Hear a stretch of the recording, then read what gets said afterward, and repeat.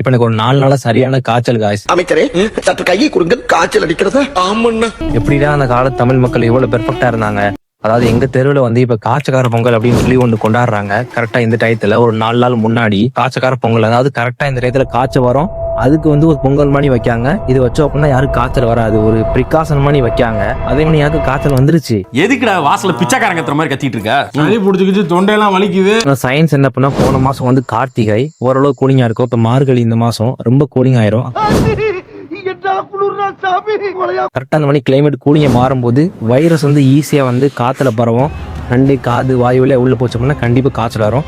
இது எனக்கு சயின்ஸ் சொல்லுது, இதான் உண்மை. கரெக்டா பாருங்களேன், இந்த டயத்துல வந்து காய்ச்சல் வரும்ன்றத பெர்ஃபெக்டா ப்ரெடிக்ட் பண்ணி ஒரு பொங்கல் மாதிரி வச்சு, இந்த பொங்கல் நாங்க என்ன பண்ணுவோம் அப்படின்னா, மட்டன் எடுப்பாங்க, ஆட்டுக்கறி எடுத்து சமைப்பாங்க. அதுல பெப்பர் எல்லாமே வந்து அதிகமா போட்டிருப்பாங்க. பானக்குரம் அப்படின்றத கொடுப்பாங்க.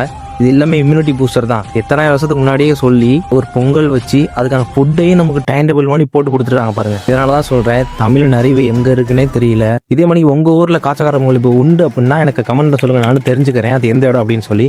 இந்த மாதிரி தமிழை பத்தின அறிவியல் உண்மைகளை நீங்க தெரிஞ்சுக்க அப்படியே சப்ஸ்கிரைப் பண்ணிருங்க, ஒரு லைக்கை போட்டுருங்க. அடுத்த வீடியோல பார்க்கலாம்.